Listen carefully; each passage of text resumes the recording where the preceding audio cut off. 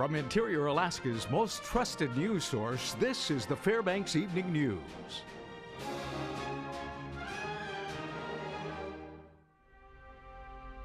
Good evening. Thanks for joining us. The Fairbanks Police Department has released footage in hopes of catching the suspects in a fatal bar shooting that happened outside of the Rockin' Rodeo bar last Sunday. Spokeswoman for FPD, Amber Courtney, said today that police are still seeking leads in the murder investigation. 23-year-old John Kaverluk Jr. was killed outside the bar after a fight that reportedly began inside, later escalated in the parking lot. Captured in the video are 3 people that police hope to identify. One of the men is described as a black male, 5'8" to 5'11", with stocky build and short hair. Now, if you have any information regarding the men in this video, police ask that you phone them at 450-6500. No bail for a Fairbanks man accused of threatening to set a home on fire. 52-year-old Kenneth Baxter was arrested yesterday and charged with attempted arson and 2 counts of felony assault. Baxter is accused of pouring gasoline on a residence and threatening at least one of its occupants with a metal pipe. Baxter reportedly barricaded himself inside the home and refused to speak with law enforcement. Today in Fairbanks District Court, Baxter claimed he didn't want to hurt anyone in the incident. He was ordered held without bail. Certainly the allegations in the case themselves are disturbing enough to request a significant amount of a cash posting. I had no intention of igniting it. I just wanted them to leave. I wanted to stop fighting with Allie. And when I tried to trade with the pipe, I had no intentions of hurting anybody. I just wanted them to leave. A North Pole man who allegedly started an outdoor fire that had most of Interior Alaska's fire services responding was in court this afternoon. Thomas Saunders pled not guilty to felony charges including arson and pollution to land, air, and water. Saunders is accused of setting fire to 2 areas near a Durango Trail home. According to court documents, Saunders got into a physical altercation with his parents and left the residence. He reportedly started tires on fire, which then spread to the heavily wooded area near the home. After hours of firefighting, the blaze was contained. Saunders is being held at Fairbanks Correctional Center and is set to go to trial in August. A Fairbanks man accused of sexual abuse of a minor is back in jail just weeks after being bailed out. 21-year-old Lucas Siftar is charged with 4 felonies, including sexual abuse of a minor and possession of child pornography. Today, he was back in district court, accused of violating his conditions of release by contacting the victim. According to court documents, Siftar was found in his vehicle with a teenage girl and later admitted to authorities he had sex with her. A search of his phone revealed numerous pornographic photos of the alleged victim as well. Siftar will now have to have a court-appointed third-party custodian in order to be released from custody. Athabascan elder Katie John of Mentasta Lake was the lead plaintiff in a well-known 1985 lawsuit that strengthened native subsistence fishing rights. Her family has walked hundreds of miles to keep that awareness alive. Stephanie Woodard has more about the walk that ended this afternoon in Fairbanks. Fred John from Montasa Village has been walking since May 4th. 270 miles, I'll say. The purpose of the walk is plentiful, to raise awareness. We do this just to educate non-native, our own people, about the value of subsistence in our life. Look at a country that supports us. The walk began with Katie John, a Native Alaskan activist for subsistence living. Each year, the walk symbolizes the work she put into bringing awareness for the cause. The walk been inspiring. People been coming, prayed with us. People come and give us food, bring food, and support us. After walking the over 200 miles to Fairbanks, interior residents, including the city mayor and representatives from TCC and Fairbanks Native Association, walked side by side to Doi Unlimited. The gentleman made the statement, we're all in this together, honoring traditions and customs in support of the Alaska Native subsistence and other rights. And so there are many themes here today. One of those themes was supporting the group of men known as the Fairbanks Four. Marvin Roberts, George Fries, Kevin Pease, and Eugene Vent have an ongoing post-conviction relief case after having been convicted for the 1997 murder of Fairbanks teenager John Hartman. This afternoon, the walk stopped as family members placed roses on the spot where John Hartman's body was found 18 years ago. The justice happens quickly. We're asking for the governor to move quickly on this, and that we are waiting for the decision that needs to happen to allow evidence to come forward that's going to free these young men. City Mayor John Eberhardt said it's important for the community to come together on all issues, and despite the past, he wants to bring Fairbanks back together. We have to understand and respect one another.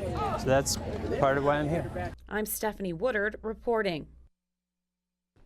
All right, when we come back, today was a special day for kids in the Fairbanks area as the Boys and Girls Club kicked off their summer session. Also, in our weekly health report, you'll learn tonight more about what a great job the folks at the hospice of the Tanana Valley do. These stories and more when we come back. And welcome back. The Fairbanks North Star Borough Board of Education had originally planned to meet in a work session to crunch budgetary numbers on June 1st. That meeting has now been canceled, and a special meeting to adopt the 2015-2016 school budget has been scheduled for the same night. State lawmakers remain at an impasse on how to fund a state operating budget for the coming fiscal year. A major sticking point has been education funding. Fairbanks School Board President Heidi Haas is not confident that an agreement will be reached by June 1st. She says the board will approve the $245 million operating budget it had passed in late March. That spending plan includes $11.1 million in departmental cuts and the loss of over 60 jobs. Haas says the board will not act on add backs based on extra $4.5 million in local funding approved by the Borough Assembly earlier this month. To make any final decisions without knowing what the state revenue looks like could really put our budget in a teeter-totter. We could, end up having to put layoff notices out that weren't needed, or people think that they do have a job and they don't, and those types of things. So in order to try and keep the continuity for staff and reduce some of the workload that goes with all of these notifications, it just really makes sense to just move forward with the budget that we submitted on April 1st to the borough, and then understand that we will have to come back and amend it once we know what the revenue sources are. Kids from all around the area let loose today at the Boys and Girls Club of Fairbanks in its first summer session. The club is now operating on an out-of-school schedule until mid-August. Children aged 7 to 18 can participate in a wide array of athletic, academic, and social activities. The nonprofit Joel's Place is teaming up with the Boys and Girls Club to help provide free meals for children in need throughout the season. Parents can still sign up their families for the service, which is located behind City Hall. Fairbanks Boys and Girls Club Executive Director Sylvia Hutchinson says this year's summer session is already proving to be really popular.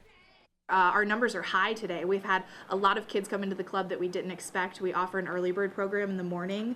Our actual summer program doesn't start till noon, but there's an early bird option available at 8 a.m. And so I was up there checking in kids and meeting parents this morning. We had probably twice as many as we expected. And so, yeah, we're really excited to be open for the summer. This past weekend, a lot of people showed up for the annual hospice plant sale. Monty Bowen has more on the local hospice services in this week's health report. The annual hospice plant sale always draws a crowd, and last Saturday was no exception. We had people lined up by 7:30. They had their chairs and were ready. Hospice of the Tanana Valley started in 1988 as a volunteer-operated organization that had the goal of helping improve the quality of the last days of patients' lives. The volunteers provide support to the patient and the family that is being left behind. A few years ago, the local hospice became part of Fairbanks Memorial Hospital. Hospice was funded by the plant sale for many years. In 2012, it came under the auspices of the Hospital Foundation. So it is now a medical hospice. What this money goes for is to provide the extras. It goes straight to the patients.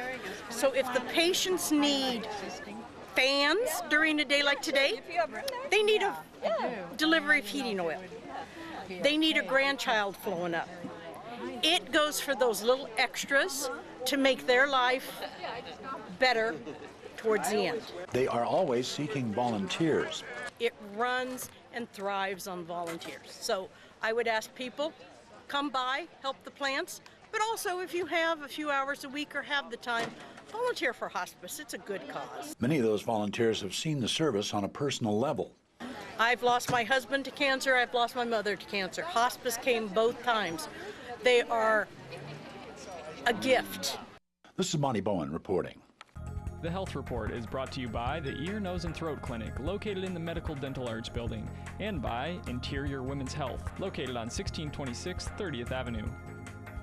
All right, Joe Cook is on the way with all you need to know for this week in local sports. There are state tournaments and important games coming up as high school spring sports look to wrap up soon. All right, sports is next after the break.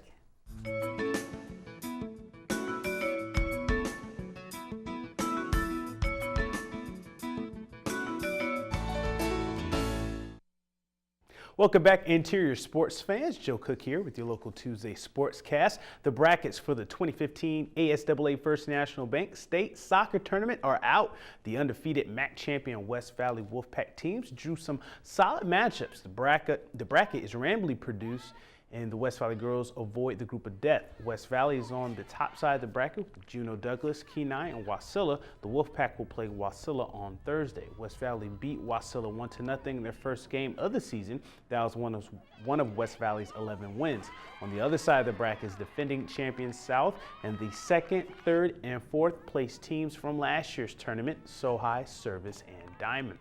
Now the West Valley boys, they will face Juneau Douglas in their opener on Thursday. The Crimson Bears finished fourth last year and eliminated the Pack 2-1 in last year's tournament. South Anchorage and the defending state champion Colleen Knights are in West Valley's bracket. Homer, Kenai, Bartlett, and last year's runner-up Diamond are on the opposite side of the bracket. Today is opening day of the first postseason tournament for the Mid-Alaska Conference Baseball Tournament. The four-day tournament will be held at Groudon Memorial Park. Number 4 Monroe and number 5 Delta start the tournament this afternoon. Then number 3 North Pole will face number 6 Wasilla in tonight's game. Lathrop and West Valley are the top 2 seeds, and they have byes. The regular season and undefeated MAC champion Lathrop Malamutes will get the Monroe Delta winner. And West Valley, they will play North Pole Allison winner tomorrow. The top 2 seeds advance to the state tournament, which starts June 4th in Anchorage at Mulcahy Stadium. This is the last week of the regular season for high school softball. There are some huge games coming up. Later this week, Colony and Wasilla will make their first trips to Fairbanks as Lathrop and West Valley will host them in a series of Rail Belt Conference games. Lathrop will play Colony on Thursday at 4:30, and West Valley will host Wasilla at 6:15. Now this Wednesday, West Valley and Lathrop will meet for the third and final regular season matchup at 6 o'clock. The last time they met, Soraya Lejeune hit a walk-off in overtime to lift Lathrop to a win. Their Malamutes are undefeated in conference play. In the MAC conference, the top 2 teams will meet on Thursday night. North Pole and Hutchinson, they are set to play at 6:15. The teams split their first 2 games. The winner could lock up the MAC's number 1 seed. Over the weekend, North Pole beat Hutch 6-3 to win Delta Junction's Clash of the Cleats Tournament Championship. Carissa and Allison Ramos, Amanda Norton, Jordan Van Pelt, and Paige Shamur were all tournament picks. Kimmy Duffield, Cece Cota Sanchez, and Riley Jacobs were all turning for Hutch. One of the Interior's own represented Alaska in the USA Women's Basketball U16 National Team Trials. Lathrop freshman Jana Hadukovic participated in the team trials over the holiday weekend in Colorado Springs. She made it past the first cut but would not make it to the second cut. The Lathrop guard made it to the round of 92. 158 players from around the country competed for 12 roster spots for the U16 USA team. 34 were invited and 124 were accepted after applying. She hopes to be back next year, though. More local athletes received invites to compete and train on a national scale. 2 local curlers are headed to Colorado Springs. Vicky Persinger and Quinn Evanson were selected to the USA Curling High Performance team this past Friday. For Persinger, this is her 2nd straight year in the program. She is one of 9 women selected. She was part of a rink that finished 10th at the World Championships back in March. This is Evanson's first time being picked to the high performance team. He was in the junior men's program. Evanson won the USA Curling Junior National title before finishing 5th at the World Junior Championships this year. 31 curlers received invites into the program after a combine in Minnesota in mid-May. Training camp will be at the Olympics Training Center in Colorado Springs later this summer. Lastly, a former Lathrop Malamute is making a name for herself on the Northern Colorado track team. Alicia Allen is headed to her 2nd straight NCAA West Regional after her performance at the Big Sky Conference Championships. Allen placed 5th in the heptathlon for the personal best and is ranked 13th in the Western region in the long jump. She has a school record in the long jump at 20 feet 5 1/4 inches, finishing as the runner-up at the Big Sky Championships last week with that jump. She also won the Big Sky Indoor title this season for Division I Northern Colorado Bears. The Western Regionals are this weekend in Austin, Texas. And that'll do it for sports tonight. Mike Schultz is next with your 4 weather forecast, and we'll catch you next time. Mike Schultz with you once again, taking a look at the weather. Not too bad day, a few scattered showers around. Temperatures warmed up a little bit. We're looking at just about the same thing tomorrow, although less opportunity for showers and more opportunity for warmer temperatures. More about that in just a little bit. Nice photograph tonight. This one's sent by Daniel Slayton, mama and newborn. This one is like he was figuring just maybe a few days old with mama learn how to take care of itself. Anyway, nice photograph as always, and one if you can want to share with, by all means, send it to photos@ktvf11.com and we'll share it with the rest of the audience. Okay, here's your numbers right now. 73 today, or 73 right now, with a few sprinkles in the area, and today's high was 75. The low last night, 66. No, the low last night was not 66. The low right now is about 66, but the low last night was about 46. All right, record high 80 degrees in 2011, record low 30 in 1920. Sunrise and sunset, not quite 20 hours of daylight. We'll go over that tomorrow, a gain of 6 minutes from yesterday. On the satellite and radar, you see a few wisps of clouds moving across, the flow coming out of the southeast, helping to usher a few scattered showers around the Fairbanks area. And those are, like I said, moving across right now as we speak, and they should be out of the picture very shortly. And the rest of the evening, pretty nice. Elsewhere across the state, it looks like this on temperatures. You can see cooled down a little bit in Juneau. Cloudy skies there, 65 at Ketchikan. Not too warm in Anchorage, 55 degrees, but mostly sunny skies. Warming up a little bit at Kodiak, 54 there. Some showers around Cold Bay at 45. And up and down the west coast, temperatures in the low to mid 50s. The north slope, Barrow with 31. And for Yukon, checking in with 72 and mostly sunny skies. Lower 48 weather, it looks like this. And we're going to head over the Pacific Northwest and show you that Seattle's looking pretty nice, 70 degrees there. Up and down the west coast, it's warming up in Las Vegas, 92 there, 96 in Phoenix.